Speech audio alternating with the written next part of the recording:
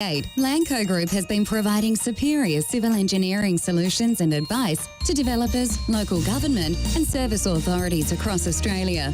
Lanco Group is known for delivering sustainable, efficient solutions. By working closely with clients, Lanco Group is able to meet the complex infrastructure requirements for residential, commercial and industrial developments on time, on budget. Find out more at lancogroup.com.au. Lanco Group, your business partner for engineering solutions. Are you looking to change your destiny in life? Be your own boss? Start your own business? If you are, you need people who understand your needs and are committed to helping you make it happen. At DKP & Co Chartered Accountants, we are more than just accountants. We are business advisors, taxation consultants and strategists that specialise in setting up businesses. We understand the client and give them the very best customised advice and strategies to achieve their goals. Visit our website dkpco.com.au or give us a call today on 03 9023 9370. Fast, proactive, personal. That's DKP & Co Chartered Accountants.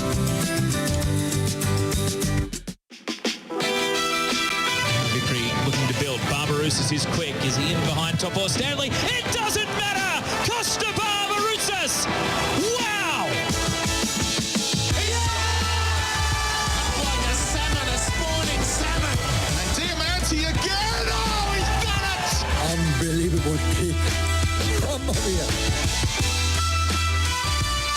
Well, with 8 A-League games since we were last on air with this program, it's hard to know where to start in Australian football this week, with the box office Jets getting the chocolates away at Amy Park. Melbourne Victory losing 2-1, with goals galore between the Central Coast Mariners and Macarthur, with Mark Rudan's Western Sydney Wanderers Revolution off to a bit of a rocky start.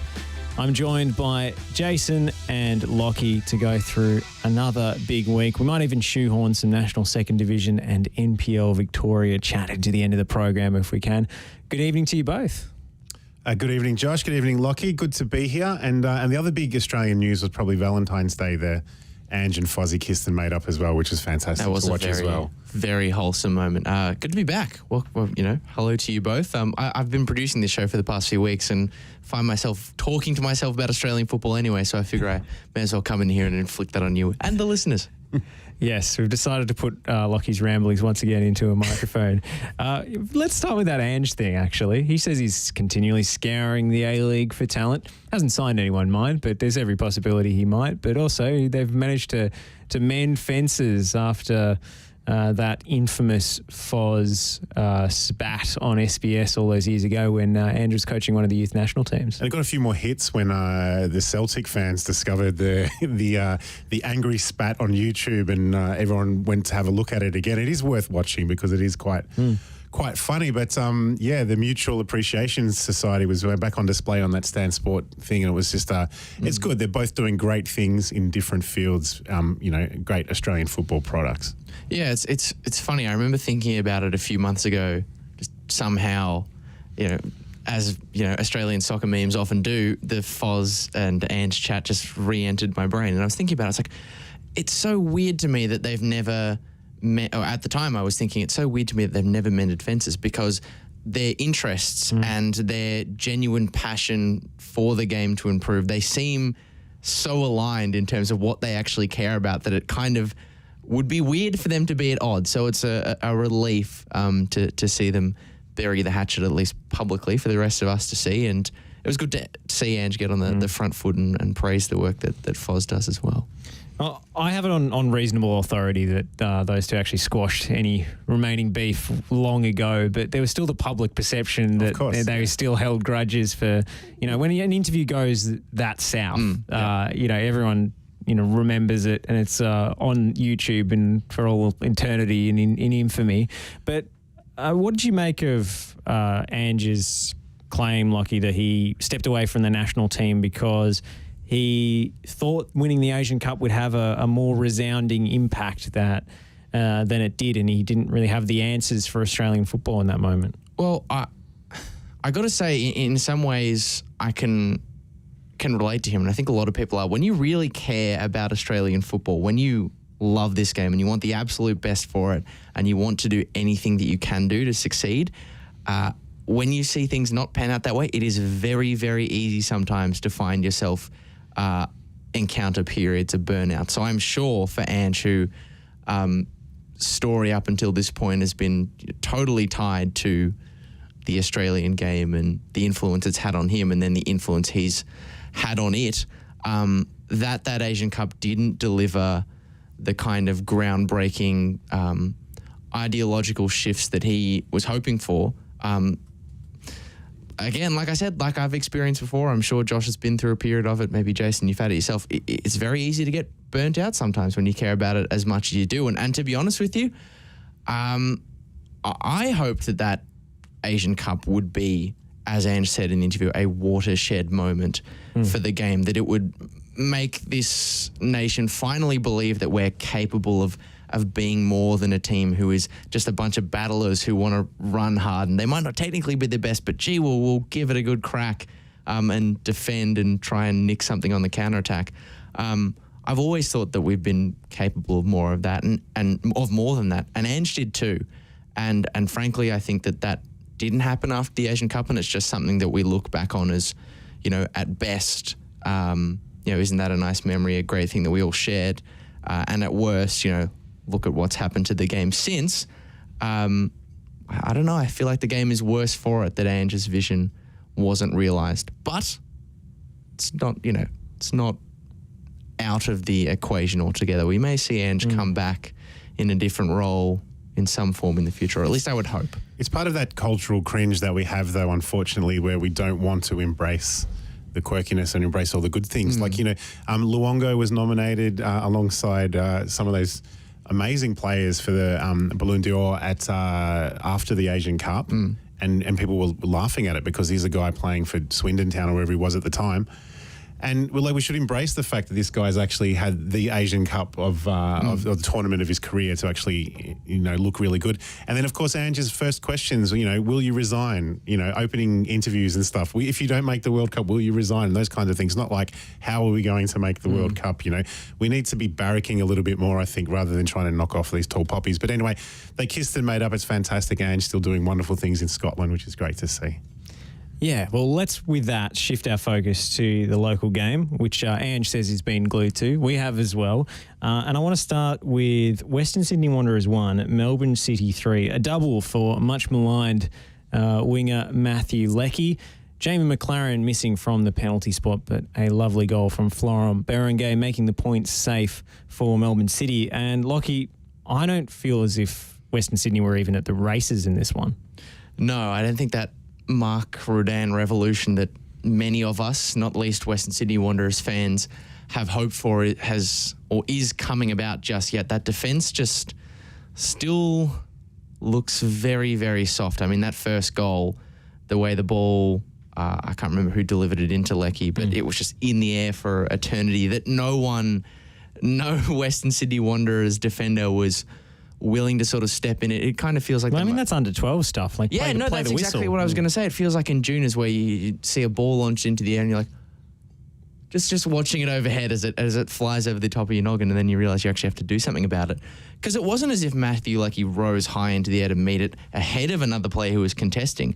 He was allowed to basically let the ball drop all the way down and then execute a diving header, which is pretty low to the ground. It just blows my mind that no one else was reaching out to defend that one. And to be honest, the defending on the corner where Lachie scored his second wasn't much better. The 3-1 scoreline flattered Western Sydney. Like, the penalty that Petratos put away was questionable, I thought, anyway, as well. And Agreed. I reckon the rest of the competition might be scared. Lachie's now scoring goals. So he's scored 3 in the last 2 games, diving header, glancing header. He's broken the duck, and that's the thing that we always talked about, Lachie's finishing, especially with the Socceroos, he's an almost chance. He starts putting them away with J-Mac next to him and the boot. Like, their chance for back-to-back's looking pretty good. J-Mac missed the penalty, so they won 3-1. It could have been 4-0, a lot higher. So I think City are starting to turn it around. I was struck by Rudan's comments. He said, I've never walked into a job halfway through a season when you have to assess so many things. I've got my own checklist and I've observed a lot, and it's a huge job. But the most important thing is that I feel the club wants to be led. They're all buying in. People around you know and can sense something is happening, and they will only follow you if they believe in it. And I'll skip to this bit. There's no dropping of heads, but it's the reaction that I'm looking for, the mental fortitude and the strength in mentality, even if we do make mistakes. I entered into a club with a lot of people down on confidence and belief, and that's not what I see the Wanderers as being about. So not exactly hugely complimentary of the task he's been left by Carl Robinson. Sounds like an audition for the job for next year, doesn't it? It's like I've been thrown into it. I've got this mob are in disarray, and this is what I'm trying to do. And you give me a chance, and I'll do it. I'll do a better job next year when I have my own fingerprints on everything in terms of players and coaching and structure. That's what it sounds like to me. It's interesting, isn't it? I wonder, with respect to confidence levels, how much the fact that this is clearly a deeper issue for the Wanderers as opposed to just a manager. Like, you know, usually when a new coach comes in, you often get that cliched post-manager bounce because, you know, hope springs anew amongst the playing group. Oh, I have this new manager who play a new style. I can impress him and, you know, I'm fired up. But as I said, the problems that the Wanderers run deeper than who is the head coach and who's in the squad. There's a lot more going on, much the same as we've seen in Victory in previous seasons, that a manager isn't necessarily enough. And I wonder to what level are the players in this squad sort of maybe cognizant of that, maybe aware of the extent to which this situation is very dire and, you know, their ability to change that just with a new manager and B, the cattle that's on the park.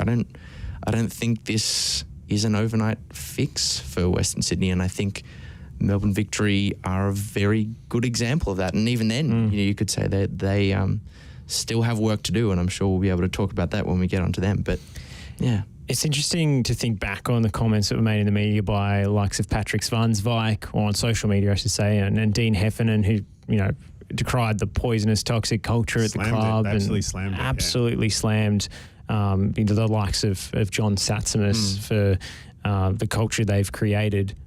Especially when Western Sydney, so well known for, again, in the early days, it's so weird that we always go back to like Western Sydney being a big club, but like they've been in a state of disorder for quite some time now.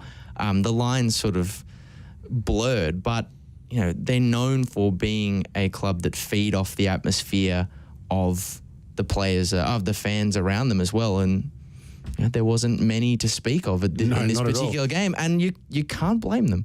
They've got such a good stadium there. I mean, I think those years in the wilderness where they were playing out of those, makeshift home grounds has really taken its toll. We know about, the active support being told, to stop and all those issues that we had historically, but we need to bring them all back. Well, I mean, thinking back to the start of our discussion about Ange and burnout with this game that can happen when you care so much about it and repeatedly you feel like things aren't improving as fast as they should, or things happen that disappoint you. I mean, our Western Sydney Wanderers diehard fans not a case in point. I don't forgive them for feeling burnt out given what's happened and not wanting to come back to Bank West. Because what they were promised with this new stadium and having to suffer the intervening years, hasn't been delivered upon. I think there's COVID rules in terms of active support at the moment in Sydney that is a little bit different to what we have here in Melbourne, so that might be making a difference as well. But we want and need them to be successful. Well, big task ahead of Rudan. He's painfully aware of it. Let's talk about Wellington 1, Adelaide United 1. This game, again, no real atmosphere. We slammed Wellington for closing off their stadium the other week with the victory game midweek. But it doesn't seem to really make a difference whether fans are allowed to attend or not. What was the crowd? Do you know what the crowd was for that one? It would have been under 1,000. I don't know. Looked pretty small. Figure to hand, but it was incredibly sparse. Wellington not able to see this one out. One of the smallest players on the pitch scoring a last-minute header. But I was impressed by a couple of performances in this game. I thought Reno Piscopo played really, really well. I'm liking the look of Clayton Lewis. When he's given time on the ball, he's got a very nice left foot. You know, I thought there were plenty of encouraging signs, and I wasn't necessarily certain that Adelaide deserved a point out of this.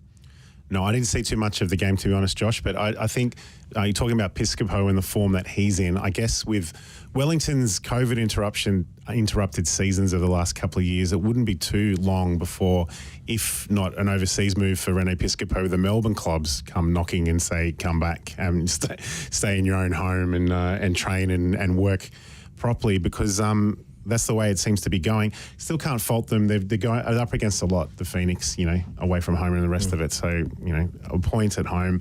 I guess a bit of a come down too, knocking off victory the week before or a few days before was would have been handy for them too. But yeah, back to earth with that injury time from Bernardo. It's a tough turnaround as well with midweek fixtures and a lot of players not being quite right, players recovering from COVID, you never know. But you know, with Piscopo in the form that he's in, Lachie, can you see a move for him eventuating either to another club in the A-League or overseas potentially? Well, yeah. I mean, I think there's sort of three main options, isn't there? There's another. I think if I were to rank them, your three options being Europe, somewhere in Asia, staying in Australia, presumably moving to a Melbourne-based club. The A-League, I mean, from the perspective of the player, what he's capable of doing, I think, Melbourne clubs are probably bottom of the rung, to be honest. Because he's a Melbourne boy. So that's the only reason I bring that up. He's from Melbourne. No. I completely understand the logic, and I don't doubt that those three clubs would be interested in him, but he is good enough, I think, to have another crack at testing himself at a high level. I mean, he's a technically adept player. I could see him going to an Asian league, one that has the promise of Asian Champions League football and, of course, better remuneration packages to offer than an A-League club. I could see that being an interesting proposition for him as well. Maybe somewhere like Japan. Just throwing out a country that I know that plays football. And then he could give Europe another go as well. But I would say of all of those options, A-League is probably bottom of the pile. He deserves to test himself again. And as history has shown us with other players, if it doesn't work out, well, he can come back and sign with one of the Melbourne clubs anyway, with his tail, albeit slightly between his legs. A-League always a safety net. Yeah. But I think he should be pushing himself, honestly. I think he should be getting into the Socceroos picture, and I'm not sure he's going to get the call up if he's playing in the A-League. No, I don't want him to stay in the A-League. I'm with Lachie. I want him to go to Asia, so don't get me wrong in terms of that, because what we need to see, I mean, we would talk about, you know, A-League being a development league and pushing our players in there. We want these guys to have long and successful careers. And this is no slight on Nick Fitzgerald. We spoke about him off air. He started with Perth Glory. That's his 6th A-League club. There's only 12 of them. He's now knocked off half, right? And that's no slight on him because there's 1-year contracts and all the rest of it. We understand how it operates, but we want him to progress. We want him to go overseas and then, you know, come back when he's still got something to give, you know, like Matthew Leckie's now showing for us. Well, before we go to a break, I want to knock off that other midweek game. Central Coast Mariners 3, MacArthur 3. Just a crazy night. And, you know, it was maybe not the best 6-goal thriller you've ever seen, given there were 2 penalties and an own goal. But it was all made worth it by that 90th minute equaliser from Craig Noon. We've got a City fan in the room. Lachie, do you miss Craig Noon? Do you miss his influence on Melbourne City's team? It's interesting that you bring this up because we didn't get a chance to talk about Florent Berenguer. Completely not answering your question, but bring up another player. But I remember back in the day where they both used to play out on the wings back in the Joyce era for Melbourne City, or post the Joyce era even. My dad, who I watched the games with, always Team Noon. And I was always trying to, you know, convince him that Florent Berenguer is the better player. But maybe a little bit, if Lachie was still, you know, the goals were still dry for him, maybe I'd miss him a little bit more. I kind of miss the fact that he's, you know, in the position that he's in terms of as a kind of playing more of a wing-back role. I think it's a shame that we can't see him, you know, playing where he's supposed to be playing. Do I miss him? No. But is he a great player that the league is lucky to have? Is he being slightly misused? Yes. Did I enjoy the goal? Thoroughly. Goal of the season for you so far? It was close. Tommy Oars was pretty decent too to kick things off for MacArthur as well. Just on the Craig Noon stuff, I guess if he was Australian, it'd be a different situation. You got another left-footed forward in Lachie taking his spot. So Noon's the kind of guy we want from our imports. Decent. But yeah, it was pretty close. I was just almost finishing up. That was the game of the week for me, and I was almost done. I thought the Mariners have got this one, and then Noons pulled that that outside of the boot left foot volley, which was just an absolute cracker. So yes, goal of the season so far. Well, Ante Milicic thought that was all too much fun and reined things in on the Sunday game, but we'll get to that on the other side of this break here on the Oz Football Hour on FNR. We are more than engineers. We are more than project managers. We are more than surveyors. We are more than infrastructure specialists. We are more than planners. So, who are we? We are problem solvers, providing the highest quality service and results. We are a team of skilled professionals, focused on customer needs and outcomes. We are 23 years of industry experience, adhering to the highest safety standards. We are Melbourne, and we are right across Victoria. We are the Lanco Group, your business partner for engineering solutions. Lanco Group. We are more than you realise, and we are ready to partner with you. Are you looking to change your destiny in life? Be your own boss? Start your own business? If you are, you need people who understand your needs and are committed to helping you make it happen. At DKP & Co Chartered Accountants, we are more than just accountants. We are business advisors, taxation consultants, and strategists that specialise in setting up businesses. We understand the client and give them the very best customised advice and strategies to achieve their goals. Visit our website dkpco.com.au or give us a call today on 03 9023 9370. Fast, proactive, personal. That's DKP & Co Chartered Accountants.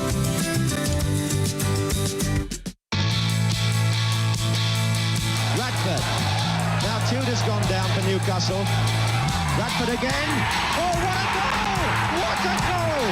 Radford the scorer. Ronnie Radford. And the crowd are invading the pitch. And now it will take some time to clear the field. What a tremendous shot by Radford. You're listening to FNR, Football Nation Radio.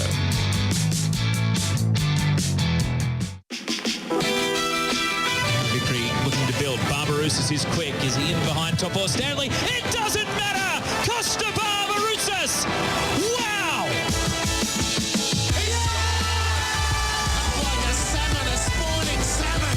And Diamanti again. Oh, he's done it. Unbelievable kick from Maria.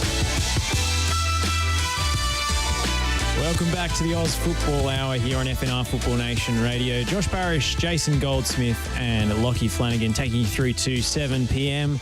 Got the midweek and Friday nights out of the way. Let's get into prime time. The Saturday simultaneous kickoffs. Let's start with Melbourne Victory 1, Newcastle Jets 2. The Jets who've really impressed me all season, coming to town and spoiling Tony Popovic's parade with a comeback win. Victory down to 10 men early in the second half after Josh Brillante was sent off. Goals from Valentino Uel and Becca Mikkeltadze from the penalty spot, securing the 3 points for Newcastle. But you wouldn't know it if you watched the highlights because Paramount and Keep Up completely missed Valentino Uel's goal. So I think there are a few fans out there still under the impression that this one was a draw. But anyway. It had everything too. It was actually one of the more entertaining games going on for the week. Josh Brillante, he was harsh. Both calls, don't you reckon? The second one was stopping a counter-attack, so I think it's always a yellow card. Maybe the first one was a bit soft. Yeah, but to play the whole second half with 10 men, so they were definitely up against it. So a great win for Newcastle away from home. But the game sort of had everything, you know. Hamill scoring, VAR, Davidson almost crossing the line with a score. Like it's was pretty entertaining all the way through. But yeah, the Yule stuff too. So I watched the mini match. I tried to watch the mini match and the highlights, and then had to go back to the actual whole game to see the Yule goal again. Not making it easy, are they? I have voiced my complaints about the cutting of A-League highlights this season. Their obsession with... Usually my complaint is that their obsession with keeping these highlight packages to 3 or no more than 3.5 minutes means that you sometimes only see the goals and nothing else.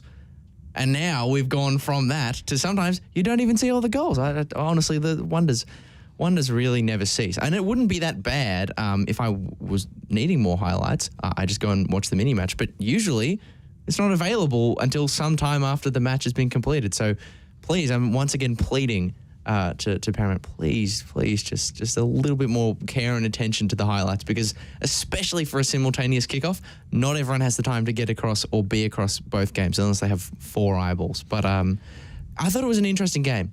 I thought we learnt a lot, or maybe more people learnt certain things about Victory, and maybe some other A-League teams watching on in this game learnt a lot from what Newcastle did against Victory. I think, a lot's been made of whether or not the red card was a fair decision, whether or not the penalty was, a just decision. And I think a lot of that has distracted from the fact that I think, Victory really struggled with Newcastle. And I think even without those decisions happening, Newcastle could well have won this game off their own steam, because they brought a pretty intense press to Victory. It was their intent going in, and I think they really exploited a weakness that Victory have got in terms of playing the ball out from the back under that sort of heat.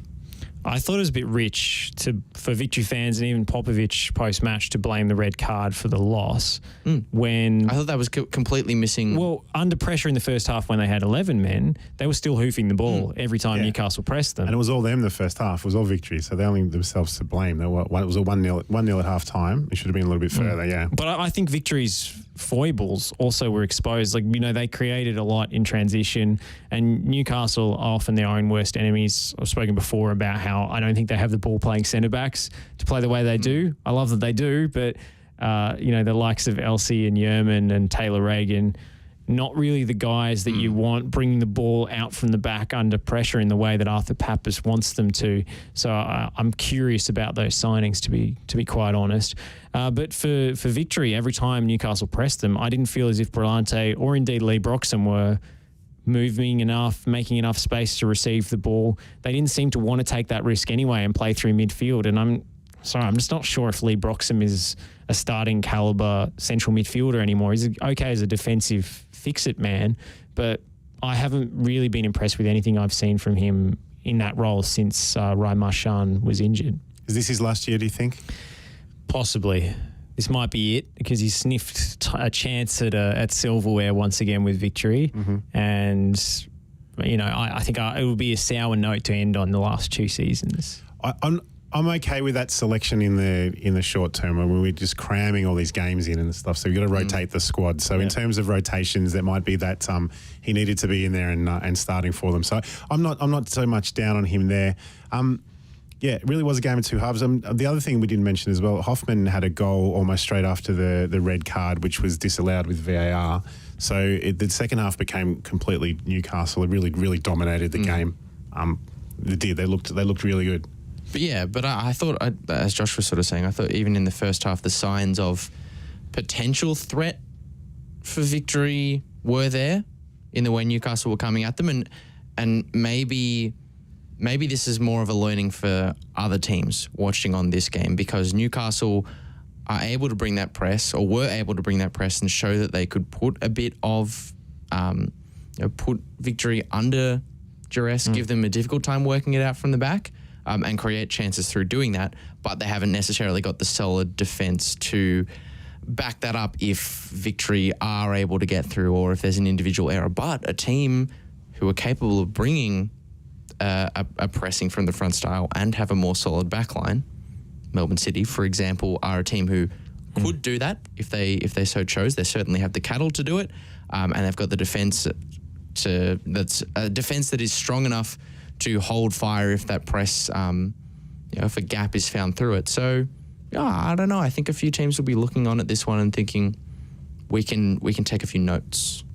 The move for me for Victory in the short term before Marchand is available, I mean, I'll probably stick with Broxham, but is there an opportunity maybe to shift Brimmer a little deeper in the midfield? He's played there before for Popovich at Perth Glory, and bringing someone like Economides or Cruz when he's fit into that number 10 role. Because it's kind of weird for me to see Economides bench so often. I know he's had injury problems, but he can't get a start in this team at the moment. He's the marquee player. Yeah, and D'Agostino was on the bench again that we talked about as well. So all that attack and that flair is not quite there just yet. I'm fine with D'Agostino super sub. He's had his best minutes coming off the bench. But for Economides, it's weird to see him on the pine every week. And he's the guy that we want to be playing the 90 minutes and pushing back into that Socceroos lineup, and then also hoping to get a move overseas again. So he's not going to do that coming off the bench. I agree completely. So he's an interesting one. Maybe he's carrying something. Maybe he's we don't know with all the COVID and the long COVID issues as well. So let me sort of get February out of the way. We'll be cramming all these sort of catch-up games into the $20 games over and done with, and we might get a chance to actually see how it's going to play out for the rest of the season. The other thing is, do we know the status of Marchand? Is he getting ready to return this week? Because, we're questioning whether or not Brimmer should drop deeper and Economides come in, but Victory might not have much of a choice. If Brilante's suspended and Marchand's also not available, they've got another slot to fill in that double pivot, and who does that is an open question. So maybe Marchand had facial surgery on the 28th, so I doubt he's going to be available anytime. Yeah, so soon. at least for this week, they're going. I mean, Broxham has to be there this week because of the suspension. Don't really have an option. I mean, but this is what I said in our previous show. If you remember, Lachie, I said if Ryan Marchand's good, Victory will make the finals and have a really good season. And if he turns out to be a dud, or as it happens, sustaining a sickening facial injury, then they might sink like a stone down the table without his presence, because he does a lot of things that you don't see in terms of the pressure he applies on the ball, just the simple, I guess, revolving door of possession when they can't find an angle. He's their kind of underrated member of that side that was key to their good run of form earlier in the season. Given the amount of license or lack thereof he's been given in this season for Victory, is it yelling into the void to suggest that Burkhan Kerdar could play in midfield? Is that pointless? It seems like he's dropped well down the pecking order, and I haven't seen anything from him in the FFA Cup to suggest that he'll be much of an option going forward. It's sad because I had such high hopes for him, not only as an A-League player, but potentially beyond that, and he hasn't seemingly taken the opportunities he's been given with both hands. But Melbourne Victory have to pick up the pieces after this one. The other storyline coming out of this and Victory seasons generally is, I think, a lack of decisiveness and confidence in front of goal for Marco Rojas that I think has been a ever-present theme throughout the campaign. And usually against Newcastle, it's by far his most favoured opponent. He always scores against the Jets. And in this game, even with the goal that Brimmer scored, it was Rojas's poor finish that led to the rebound. Hit it into the turf. That was an old one. I remember an away game early in the season against Adelaide. He had a couple of one-on-ones that he didn't put away.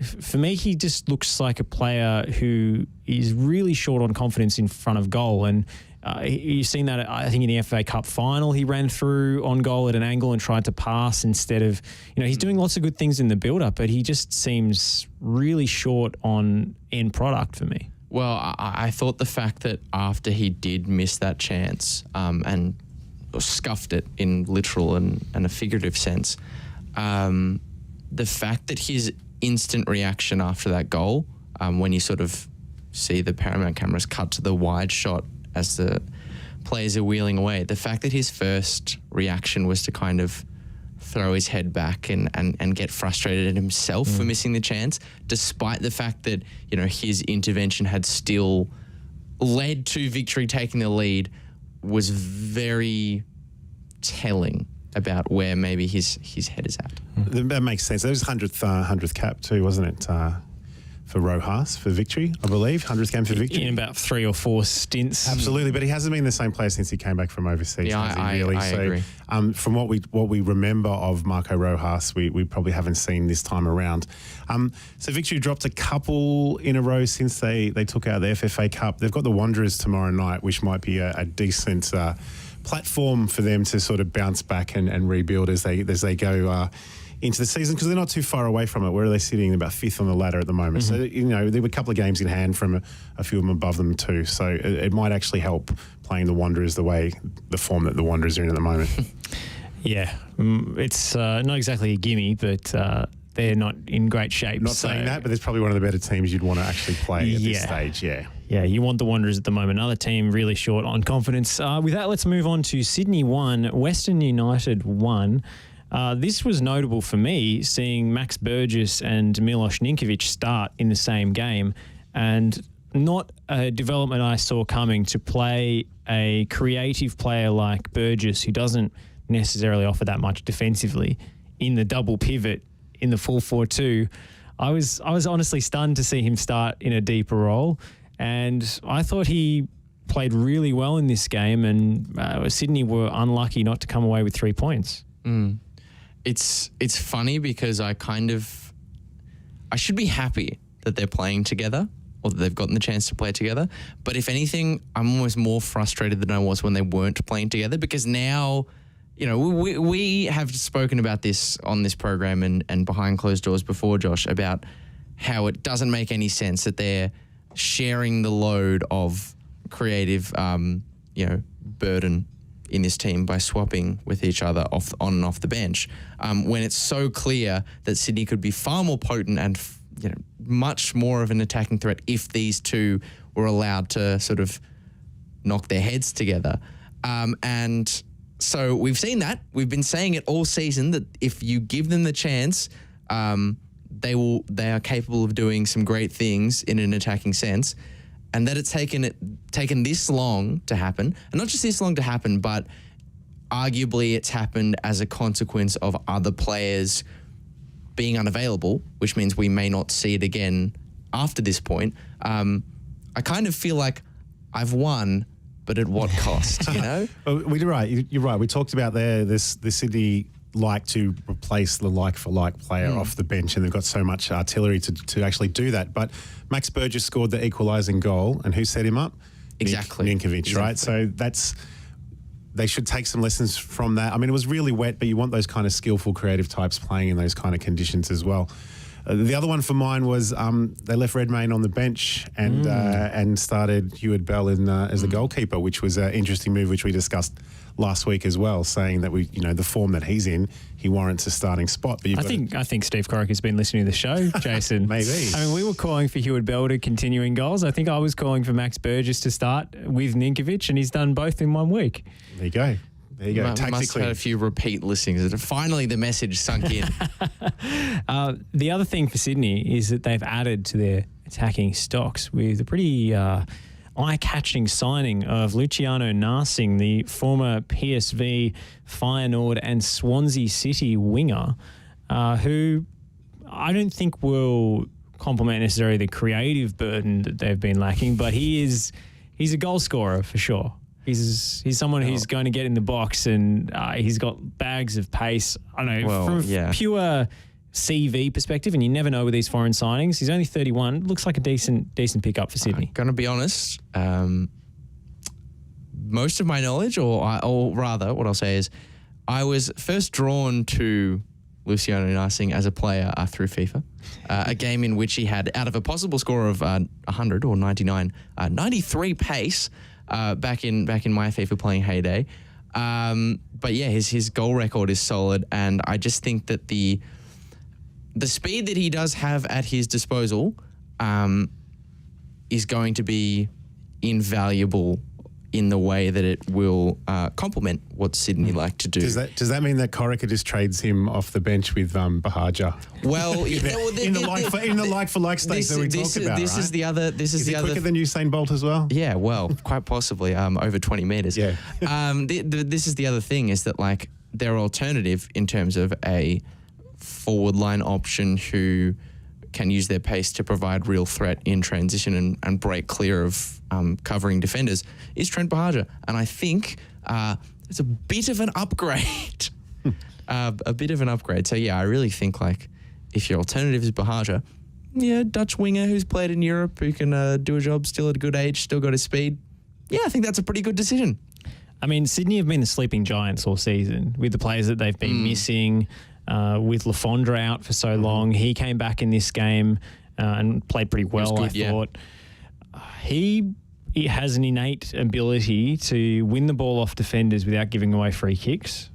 He just has such good balance that players sort of bounce off him when they're going for these 50-50 challenges. Obviously, he's got immense finishing ability and he gets into great positions and he's pretty quick as well. But that's one attribute that stands out to me, and particularly one passage of play in this game where, you know, one of the Western United players just was sent flying by essentially his low centre of gravity, and he crossed it in and Sydney nearly scored. You call them a sleeping giant too. They're actually third, aren't they? Third on the ladder, so they're there within striking distance of everything. And we've talked about their depth. They have a championship winning squad at their fingertips. You know, if they put it together, that'll happen. They're another one that's crying out for their own home stadium to come back too. I mean, they're going to be quite formidable when they get all the Cove back together and the fans at a proper stadium. They'll be very, very hard to beat then. Yeah. Looking forward to seeing how Narsing and Lafondra can potentially work together with one another. But yeah, I really have a thing for a striker who knows how to use their body to their advantage. And the fact that someone like Lafondra can do that, who's, let's be honest, is not a tall dude, kind of messes with your conception of what a striker is capable of doing. Because I feel like we sort of break off into there being two types of strikers. There's either the tall, big guy who, beanpole, Wout Weghorst type who can just use his head and get on the end of crosses, and they'll be the sort of player doing the argy-bargy. And then the small striker who must be technical, must be fast. But so it's Crouch and Defoe. He breaks your conception of the sort of lazy conception of what kind of strikers exist. I like the fact that he can do a bit of everything. He's all hips. He's just... Yeah, it is. There's that balance that he's not going to fall over at all and be knocked off the ball. It's hard to work out what is the best. You talked about you guys want Burgess and Ninkovic playing together, and I do too. You want to see that creative stuff in there. But what is their best attacking formation and who sits on the bench and all the rest of it? They do have quite the arsenal. Bobo's not going to really spend much time in the finals, you wouldn't have thought, because for me, he's the one that stays on the bench and just comes on and pinch hits for the last sort of 20 minutes. I think that's the role for Bobo at this point, to be honest. How old is he now? Is he, 37? Yeah, I think this might be the last go-round for him and Ninkovic. So it might be the last run, and potentially, I'm not sure how this Narsing contract is structured, but he might take over the marquee spot from Ninkovic when he retires next season. It'd be close, yeah. So, for Western United, though, a point on the road against star-studded opposition. I think they'll take that every day of the week. The only shocking thing is that Sydney FC managed to actually score against this Western United backline that's been virtually impenetrable with this string of 1-0 wins they've pulled off. You almost expect them to take out the 3 points as soon as they go ahead in a game. You just don't expect them to concede. And then they're still on top of the ladder, and again, they've got the Wanderers in the next week or so as well, with all the games crammed in. So, good luck to them. They're doing everything right at the moment. Can't do much else, really. I love how, other than talking about the game they played against City, which they lost 3-1, the only times that the Wanderers have come up is as the get-right game for another club. We haven't talked about Perth. Perth would be one that is in the similar boat. It's a great point. All right, well, let's move on to the Sunday fixtures. Central Coast Mariners won, Perth Glory won. Speaking of matches that we thought the Mariners might close out before collapsing at the last, happened twice in 1 week. Yeah, they've missed out on, they've lost a lot of points, haven't they? So the Noons cracker, and then Daniel Steins in injury time for the Glory on Sunday, yeah. Well, I'm sure you were cheering on Jason Cummings. I was. I was. I mean, it was just before he's being benched, so we're still only getting about an hour out of him, about 60 minutes too. So just before he's going to come off, and Ureña's pass was fantastic, and he chested it down and scored with his right foot. So that's 2 goals in 3 games for our man Jason Cummings. So he's had the start that they want for him. He keeps scoring, but once he gets some fitness up and used to playing in the summer, I'm sure that's going to be hopefully a bigger output for him. Lachie, what did you make of Central Coast's attempts to close this game out? Do you think they did enough? I thought they were tremendously unlucky, to be honest. Yeah, it was funny. I think I drew a lot of parallels from this game to the Wellington-Adelaide game in the sense that both Central Coast and Wellington, I think, were the better of the sides on the day and had only themselves to blame for not making that count on the scoreboard and wasting chances that they did create. I agree, Josh. Central Coast were desperately unlucky. And honestly, I think the quality of the goal that they scored, the pass from Urenia, the finish from Cummings, could we maybe retrospectively say that some goals are worth more than others, and that one was so good that maybe it was worth maybe 1.5, just edging them the 3 points. But I think huge shame for Central Coast, because I think they're still well and truly in the hunt for a final spot, and I fancy them to get there. But these are the kind of games that if you did miss out by a few points here and there, it's the kind of game where you'll look back on and think, yeah, we could have done better there. Like this is the difference. Agreed completely, Lachie. That's 4 points that's gone missing, just by not being able to hold out and close up the last few minutes. For Perth, you got to applaud the fact that they're getting any results at all, given how disrupted their season has been, not being able to play home games. That's going to continue. 3 men's home games taken to Tasmania for Perth Glory. I mean, this whole Tony Sage bleeding cash, Daniel Sturridge getting injured, never playing, COVID situation, not allowed back into Western Australia. It couldn't really be going much worse for Perth Glory, could it? Where did it all go wrong? Like, you look at the start, their first home game with massive crowds. Sturridge did thousands of selfies, and everyone was there, and Glory were on a roll. And it's just been very, very unkind to them. Tasmania must be financially beneficial for them to play their home games there. We'll see how it all pans out. It's not going to be like a home fortress for them, that's for sure. It'll be a neutral venue all the way through. So I can't see them improving so much in terms of on the field. We'll see, but you got to feel for them. But anyway, there's talk that this month they'll say when the border's coming down. I know other codes are now getting into WA and able to play some games. So let's fingers crossed that the Glory can get home soon and sort of resurrect. Because if you think about the signing of Sturridge and that big crowd in round 1, we are miles away from there, aren't we? It's amazing. It's amazing. Like they couldn't be playing. I don't know. Australia is a big country, and yet still they could not be playing further away in Australia from where they are actually based. It's mind blowing. It really is. So Sturridge's home game, if he gets to play in Tasmania too, he would have played at Redcliffe, and then he can play in Launceston. Daniel Sturridge has been to more places in Australia than most people who have lived their whole life in Perth have been in the past year. It's unbelievable. And we know he loves long plane journeys as well, so I'm sure he really enjoyed that one. Yeah, exactly. And I think, Jason, you're right in the sense that it's going to be fantastic to see them finally, if it does happen, I don't think Touchwood really does it justice. I think you have to find a more rarer substance to really wish upon if you're a Perth fan. But it will be great if they do finally get back. But my only problem is, by that point, this season might not have too much hope and ambition for Perth. There might not be much to play for. I mean, they could make a barnstorming run in the back end of the season. I mean, they've played so few games that really they could still propel themselves up the table. There's a lot of chance to change, but maybe by the time they get to that point, there might not be as much incentive beyond the Sturridge factor for fans to turn up. So we might lose a bit of those numbers that we did have when there was fresh expectations at the start of the season. So I hope that it doesn't have that double whammy effect, and then we can just go back to WA, Sturridge is there, home games at HBF, and just have exactly the same crowd, irrespective of whether the performances are good or not. 4 games they're 4 games behind some of the other clubs at the moment, so they do have those chance, to get those points back. But you're right. The non-pessimist view is that they could, once they end up going back home, end up having a barnstorming run to the finals and shock everyone. But I just know where my head is at. Well, at this point, they don't so much need a sugar hit as an IV drip. And Tony Sage says he's losing money every time somebody asks him. He's running out of time. They need some kind of alternative revenue stream. So might I suggest to Mr. Sage, cryptocurrency is... anyone? And utility for the storage. That's it. And the old adage of, win at home and draw away.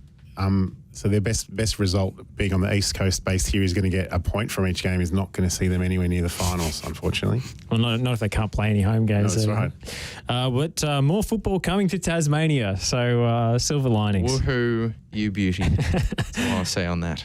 Let's talk about Brisbane 3, MacArthur 1. This game saw Mr. Milicic put the handbrake well and truly back on the MacArthur Bulls. I found it pretty hard to watch when they had the ball. 4 centre-backs starting in the back line, sort of Tony Pulis areas. How is it that a team with Danny De Silva and Ulysses Davila is so boring to watch? Because they're not given the scope to play to their strengths, Josh. The three... Well, what's the point of signing them then? It's a great question. It's not a question that you need to ask me. It's a question that needs to be put to Ante Milicic because... Yeah, if you're bringing in players whose key strengths are what they can do in motion with the ball at feet, and you enact this is not a literal thing, but a 5-step rule whenever you have the ball, you're never going to be able to maximize the talents that you have on display. Ante Milicic coaches like he's coaching netball. Like the players aren't allowed to move once they get it. Yeah. It's crazy to me. It's really unbelievable. And, if your defense is rock solid, you can get away with that as we saw them start the season, quite well. But 6 goals they've conceded in, penalties, quite a few penalties in the Central Coast game, mind you, but they've conceded 6 in the past 2 games. So if they're not playing super impressive on the attacking front and that defence is starting to evade them, then teams are going to cause them problems. And if you're 1-0 down after 1 minute, you need to have some form of plan B, right? Yeah. What you talk about with Danny De Silva too, I think that was probably best summed up with the final goal of the game when he was dispossessed right in the back of the goal line there. He had about 3 or 4 opponents on him and no one there to help him. And he had to try and create his way, get out of that. Double blind turn in the penalty box. Well, that's right. But I mean, there was no one there to help him. And Henry Hoare scored the 3rd goal for them or off his waist or chest or however he got it in there. But I agree. You look at that. You look at their lineup and some of their signings. They got Giannu now just signed as well for them, but they're not utilising it. Correct. Well, club with plenty of resources, but I'm not sure where the crowds are going to come from. I'm not sure where the excitement's going to come from. And that expansion decision to me is looking like a bit of a mistake at this point for the A-League. Yes, we are living in unprecedented times, so it's hard to, give a hard, fast ruling on it. But let's talk about Brisbane, and I'll ask the man in the bright orange T-shirt first. Just how much of a turning point is this in their season? Because I thought they were magnificent value for this win. Well, they definitely needed the win from where they're placed and the rest of it. They've been quite up and down as well. COVID ravaged pretty hard a few months back. So I like what they're doing with their team. We talked. They've just signed Connor Chapman as well. So I mean, they've been focusing a lot on younger players. Now they've got an experienced defender coming into the team as well, which which will help him. He's a very good A-League player and he's proven that before. So they're starting to add a little bit of squad depth as well. So again, can they bounce back and sort of push up the ladder? Let's hope so. Well, often I like to look at and point out certain teams that are overperforming expected goals over the course of the season to show teams who might regress to the mean. I'll put a question to the two of you. What's the opposite of regressing to the mean? Ascending.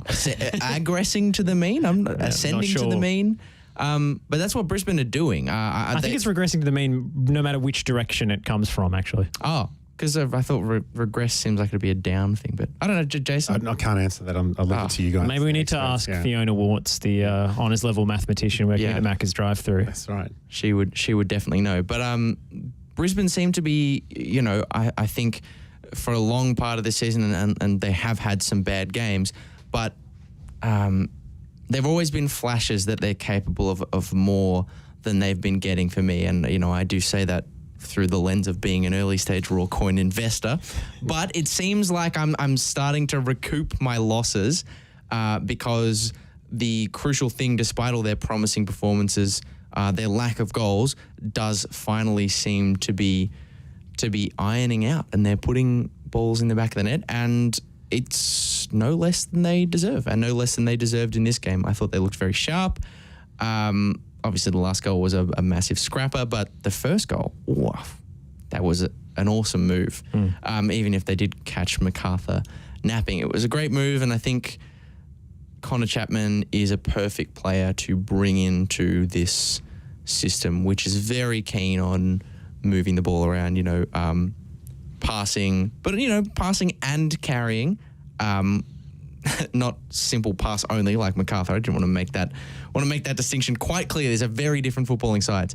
But, a ball-playing centre-back like Connor Chapman, who I really rate as a player, I think is going to really slot in well to this Brisbane side, and I hope the regression, aggression, ascension, whatever you want to call it, continues in fine pace. Connor Chapman, I just hope that he plays at centre half and not in central midfield, because I think Akbari playing as one of the two deepest midfielders has been a key factor as to why they've turned it around recently. I think they need him involved in the build-up. They need to get him the ball in deeper positions because he is a creative player, and when he's sort of feeding off scraps off the front line, I don't think you get the best out of him. It's been a juggling act to try and get the best out of Steinman, Akbari, O'Shea, who we all know are all really good midfield players, but how do they fit together? And I think this combination is the closest Warren Moon has come to something that complements all of their strengths. Maybe less so O'Shea, but whoever plays at the 10 seems to underperform. It's a bit strange. But even in saying that, I mean, O'Shea was crucial to scoring that first goal that was so pretty. His pass in behind. For Miliosnic was awesome, and he was involved earlier in it as well. If it takes a bit of the shine and the burden off him playing further forward in that 10 position, if it's to the his personal detriment, but to the benefit of the collective, good thing. Thumbs up from Lachie. Exposing my communist sympathies there.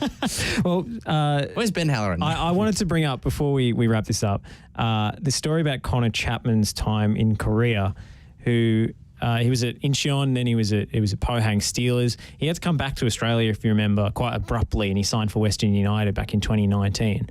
And I'm not sure whether this was just a tactic to try and get him to tear up his contract, but his club Pohang had diagnosed him with brain worms. So they claimed he'd been infected with a brain parasite due to his struggles with fitness and energy levels.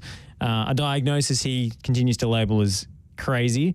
But once he came back to Australia and was given maybe more unbiased medical care, it was found to be a simple stomach parasite. And no, Connor Chapman did not have brainworms. And it's a very different place for the worm to be than the brain. It's an interesting way to get out of a contract too. Maybe it was the gut brain. Maybe there's something lost in translation. Maybe it's a good diagnosis, isn't it, to get out of a contract? Because how do you prove it? I'm not sure. Or how do you disprove it is the operative thing. Let's take a really quick break. And on the other side, I think me and Lachie are going to give a lightning fast NPL Victoria preview for this weekend. It all kicks off on Thursday night, so stay tuned.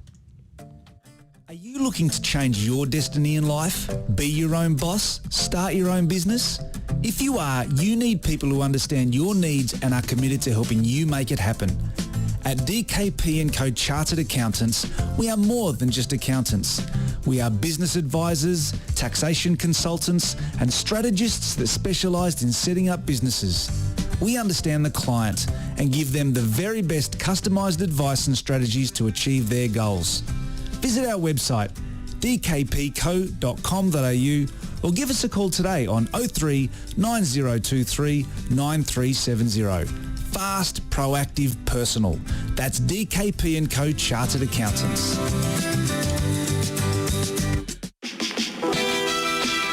Victory looking to build. Barbarouses is quick. Is he in behind top or Stanley? It doesn't matter! Costa Barbarouses! Wow! Like a salmon, a spawning salmon. And Diamante again! Oh, he's done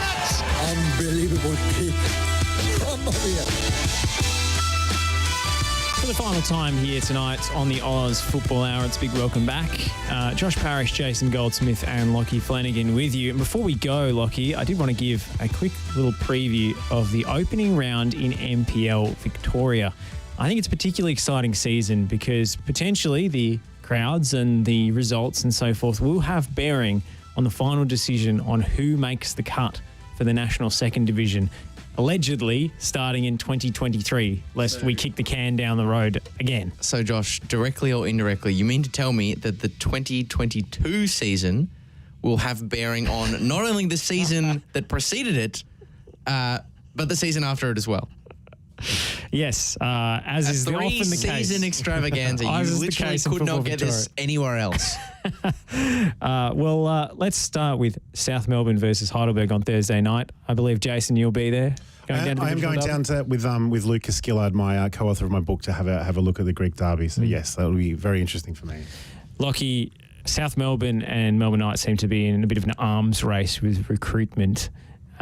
What takes your fancy this weekend in the fixtures, and who do you think are the contenders this year? It's so hard to tell every year with NPL given all the player movements, but are any early predictions from you? Look, I still think Avondale are a cut above the rest because they already had a super strong squad to begin with compared to some of the others who have been, as you said, in an arms race to get their hands on the best talents in the NPL from around Australia.